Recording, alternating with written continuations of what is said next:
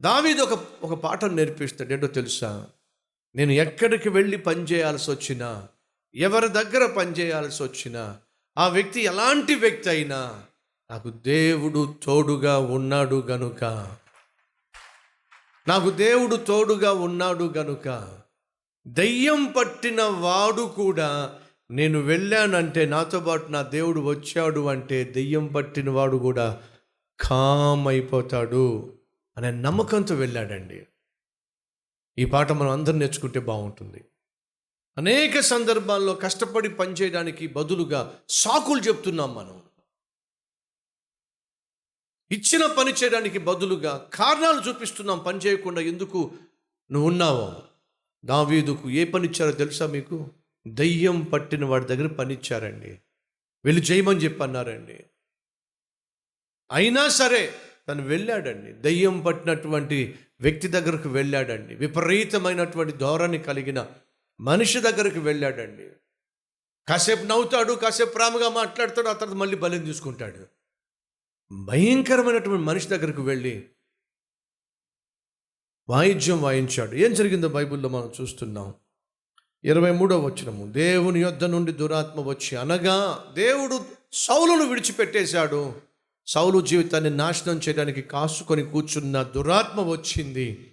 వచ్చి సౌలును పట్టినప్పుడల్లా దావీదు సితారా చేత పట్టుకొని వాయింపగా దురాత్మ అతనిని విడిచి పోయెను. అతడు సేదదీరి బాగాయను. దావీదు వెళ్ళి దురాత్మ పట్టినటువంటి సౌలు దగ్గర తాను తన పని చేయటం మొదలుపెట్టినప్పుడు, తాను ఆ సంగీత ఇన్స్ట్రుమెంట్ని వాయించినప్పుడు దురాత్మ పట్టిన వాడు కూడా మామూలు మనిషి అయ్యాడు. ప్రియ సహోదరులు సహోదరులు, మీరు పనిచేస్తున్న చోట దెయ్యం పట్టినట్టుగా బిహేవ్ చేయొచ్చు. విపరీతమైనటువంటి కోపతాపాలతో రగిలిపోయేవాళ్ళు మీరు పనిచేసే చోట ఉండొచ్చు. మాటలతో గాయపరిచేవాళ్ళు, చేతలతో గాయపరిచేవాళ్ళు ఉండొచ్చు. కానీ బైబిల్ సెలవిస్తుంది ఏంటో తెలుసా? ఒకని ప్రవక్తన యెహోవాకు అంగీకారముగా ఉన్న ఎడల అతని శత్రువుని కూడా అతనికి మిత్రునిగా దేవుడు చేస్తాడు. అశాంతితో నిండిపోయిన వాతావరణం కాస్త దావీదు అడుగు పెట్టేసరికి శాంతి వచ్చింది. కారణం తెలుసా? బైబిల్ సెలవిస్తుంది, దావీదుకు యెహోవా తోడై ఉన్నాడు. ఈరోజు ఈ వాక్యం వింటున్నటువంటి ప్రియ సేవక, అనుకూలమైనటువంటి సేవ నాకు ఇస్తే, ప్రశాంతమైనటువంటి పరిచర్య నాకు ఇస్తే, ఏ పోరాటాలు లేని, కష్టాలు లేని, ఆటంకాలు లేని సంఘాన్ని నాకు ఇస్తే నేను సేవ చేస్తానని చెప్పి అంటున్నట్లయితే వినో, అది దేవుడిచ్చే సేవ బహుశా కాకపోవచ్చు. ఆనాడు దావీదుకు ఒక పని అప్పగించబడింది. ఆ పని ఏంటో తెలుసా? చాలా ప్రయాసతో కూడింది, సవాలుతో కూడింది, ప్రమాదంతో కూడింది, పోరాటంతో కూడింది. అయినా దావీదు అంగీకరించాడు. కారణం తెలుసా?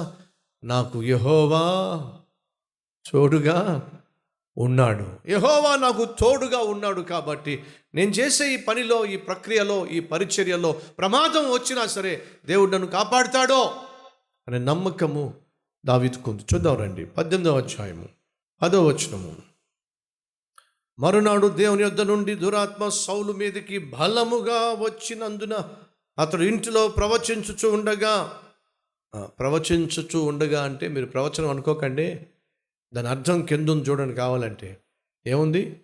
అప్పుడప్పుడు మనం మాట్లాడతామే, అర్థమవుతుందా మీకు? వెర్రి మాటలు మాట్లాడడం దురాత్మకు సాదృశ్యం, సూచన. భర్తలు భార్యలో వెర్రోళ్ళలాగా మాట్లాడకండి, పిచ్చి పిచ్చిగా మాట్లాడకండి, నోటికి ఏ మాట వస్తే ఆ మాట మాట్లాడకండి. ఎందుకో తెలుసు? అది సూచన. దురాత్మ చేత నువ్వు నడిపించబడుతున్నావు అనడానికి సూచన. కొంతమంది భర్తలు ఎలా పడితే అలా మాట్లాడతారు, కొంతమంది భార్యలు ఎలా పడితే అలా మాట్లాడతారు. అలా నువ్వు మాట్లాడుతున్నావు అంటే తెలుసా ఏమిటో? దురాత్మ నీ చేత ఆ విధంగా మాట్లాడింప చేస్తుంది అనేది వాస్తవం. దురాత్మ బలముగా సౌలు మీదకి వచ్చినప్పుడు వెర్రి మాటలు, పిచ్చోడ్లాగా మాట్లాడేవాడు. తను మాట్లాడే మాటలకు అర్థం పర్థం లేదు. ఎదుటివాడు గాయపరచబడతాడేమో, ఎదుటివాడు నొప్పించబడతాడేమో, ఎదుటివాడు బాధపడతాడేమో, అవసరం లేదు. ఎందుకని? దురాత్మకు అవసరమే ఉందండి. ఎవడేమైతే ఒకవేళ నీ జీవితంలో దురాత్మ పట్టినట్టుగా మాట్లాడుతున్నట్లయితే జాగ్రత్త. ఆ తరువాత దావీదు మునుపటి వాలే వీణ చేత పట్టుకొని వాయించెను. దావీదు దురాత్మ చేత బాధించబడుతున్న సౌలుకు ఆదరణ పుట్టించాలి, బాగు చేయాలి, మేలు చేయాలి అని చెప్పి వచ్చి, ఎప్పుడు దురాత్మ పడితే అప్పుడు దావీదు కబురు వెళ్తుంది, దావీదు త్వరగా రా. మళ్ళీ పట్టిందా? మళ్ళీ పట్టింది, రా. అంతే, గబగబా వెళ్ళి ఆ సితారా పట్టుకోవాలి. ఆ సితారా పట్టుకుంటే దానికి స్ట్రింగ్స్ ఇరిగిపోయి అయ్యో సితారా స్ట్రింగ్స్ తెగిపోయినాయి అంటావేమిటి, ఇప్పుడు వస్తే ఇప్పుడు అని లేదు అక్కడ. దావీదు ఎప్పుడూ కూడా సిద్ధంగా ఉండేవాడు. తనకు ఒక పని ఇస్తే ఆ పని చేయడానికి సాకులు చెప్పేవాడు కాదు. మనలో చాలామంది పనికి దొంగలు ఉన్నారు. పని చేయడం అంటే అసలు ఇష్టం ఉండదు. కొంతమంది సిస్టర్స్కి ఇంటి పని, వంట పని బాధ్యత అస్సలు ఇష్టం ఉండదు.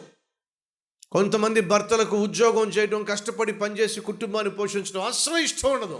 3 పూటలు ప్లేట్లు ఖాళీ చేయమంటే మాత్రం అబ్బో టెస్ట్ మ్యాచే. దావీదు బయట జయశాలిగా వెళ్ళి శత్రువులను సంహరించి విజయోత్సవాలతో తిరిగి వచ్చేవాడు.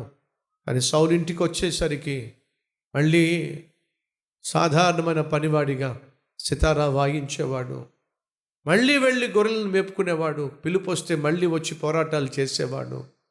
ప్రభువా, ఈ మనసు మాకు దయచేయవా. ఏ స్థితిలో నుండి మిమ్మల్ని పిలిచారో ఆ స్థితిని మర్చిపోని మనసు మాకు దయచేయ్యా. ఎక్కడి నుంచి మమ్మల్ని లేవనెత్తావో అది మర్చిపోనటువంటి కృతజ్ఞత కలిగిన మనస్సు మాకు దయచేయ ప్రభువా.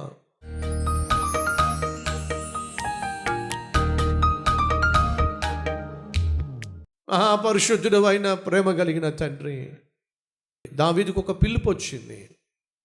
ఒక దెయ్యం పట్టిన వ్యక్తి దగ్గర విపరీతంగా ప్రవర్తిస్తున్న, వెర్రి మాటలు మాట్లాడుతున్న, చుట్టూ ఉన్న వాళ్ళని గాయపరుస్తున్న మనిషి దగ్గర పని చేయడానికి దావీదుకు ఒక అవకాశం వచ్చింది. సాకులు చెప్పలా, ఆ మనిషి దగ్గర నేను పని చేయలేను, అక్కడికి నేను వెళ్ళలేను, నా వల్ల కాదు, సాకులు చెప్పలా.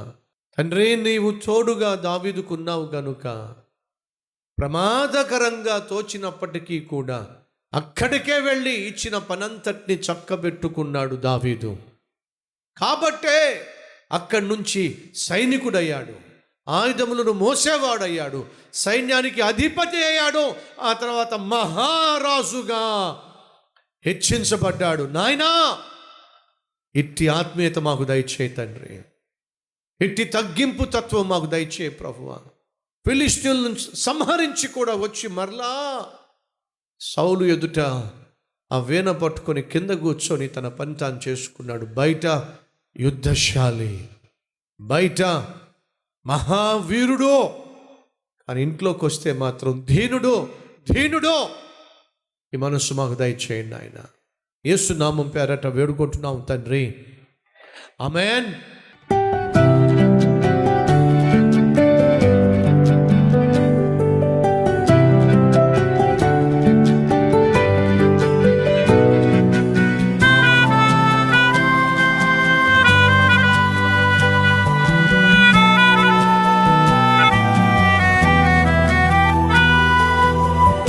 సందేశం మీకు ఆశీర్వాదకరంగా ఉంటే 10 మందికి షేర్ చేయండి, లైక్ చేయండి, మీకు నచ్చిన కామెంట్ పెట్టండి. మళ్ళీ రేపు ఇదే మార్నింగ్ డివోషన్లో కలుసుకుందాం. షలోమ్.